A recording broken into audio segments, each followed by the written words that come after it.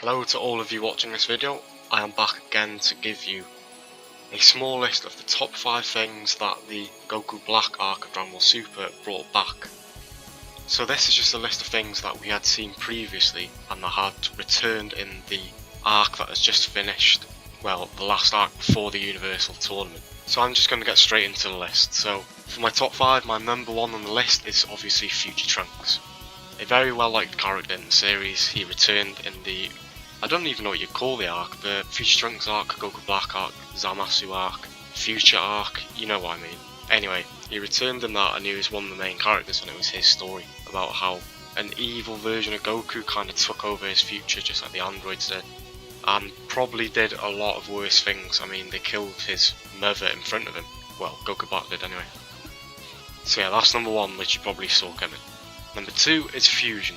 Now Fusion was first introduced to us really.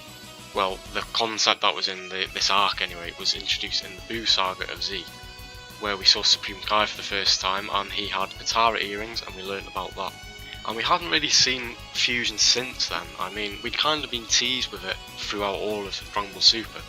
Like how in Resurrection F, Beerus and Whis are talking about how if Goku and Vegeta worked as a team together, then there was probably no one that they couldn't beat.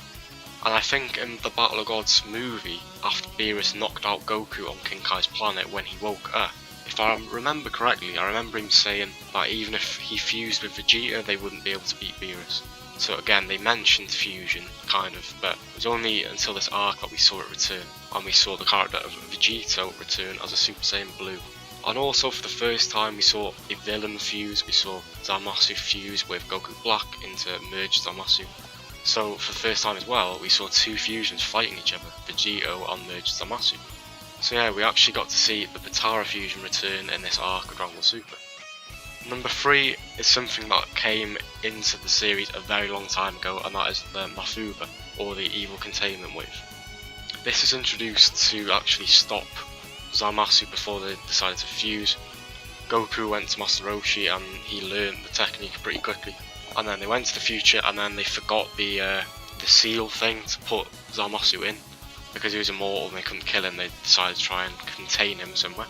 And then Future Trunks learned the technique after watching Piccolo do it on a video. And he actually did it first time successfully, but it didn't work out in the end because Zamasu escaped and then he fused to Goku Black and then yeah, it was kind of useless in the end. But nevertheless, it was a technique that was brought back all the way from Dragon Ball. And even though it kind of was pointless in the end, it was nice to see another technique actually returning. Speaking of techniques returning, number 4 is the Spirit Bomb. And I know we didn't get a proper Spirit Bomb holding his hands up sort of thing, but we got Future Trunks turning his sword into like a Spirit Bomb sword. So what he basically did was he broke his sword and then he used Spirit Bomb kind of energy to make it into a Spirit Sword, which is so strong it managed to cut Merge Zamasu in half and pretty much kill him, but because he's kind of immortal, he kind of turned into a ghost. And then he needed the Omni King to destroy him, and then that was the whole thing. But nevertheless, we saw Future Trunks doing the Spirit Bomb for the first time. I'm not sure how he managed to do it. He kind of just gathered the spirit of all remaining Earthlings to put into one attack to stop Zamasu. So even though it wasn't the proper Spirit Bomb, it was the same sort of technique, so we did kind of see the Spirit Bomb return.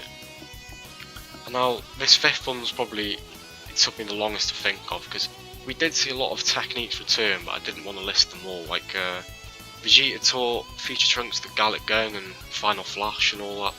And we saw Future Trunks do other stuff like Masenko, and then Goku did the Super Saiyan Blue Kaioken again.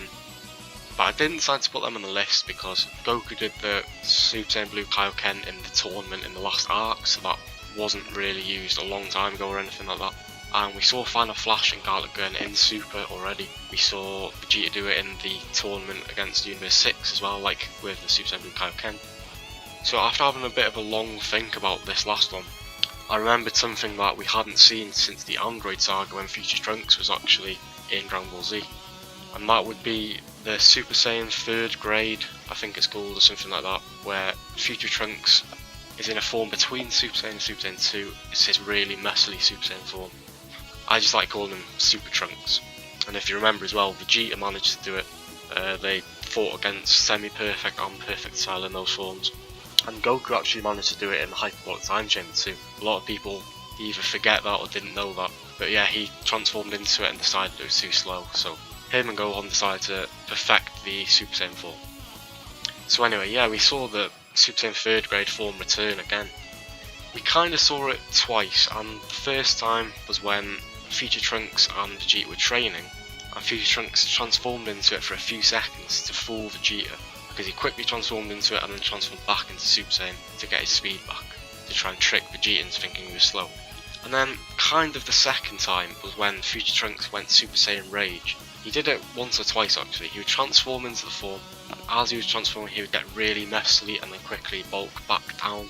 I don't know if that's got anything to do with the form, probably not, but it's a similar thing, isn't it? Bulking up for Super Saiyan transformation, so yeah, that might not have anything to do with it, but he did transform into it whilst training, so yeah, we can say it did return. Even though it kind of didn't make any sense, because he could go Super Saiyan 2 with that form, which is stronger, but it was just to trick Vegeta, and I think the makers of the series just put it in as a nice little nod to us fans, and to bring something back again, like with all the other things on this list. So I hope you enjoyed this list. There's definitely a lot more, like off the top of my head we saw, like I said, a lot of techniques returning. We saw Yajirobe return as well, but you know, he's kind of in the series in and out, so yeah, there's definitely a lot of other things you could put on this list. So if you have any other things I didn't mention, then comment them down below and I'll probably pin the top one that I think is the best or something like that. So yeah, if you give me the best one, I'll probably pin it or something like that. But anything you can think of, comment down below, no matter how many you've got. If you've got 100, put them down. And if there's any you disagreed with me or agreed with me, then comment down below too. So thanks for watching, comment down with any you've got, and yeah, I hope you enjoyed the video.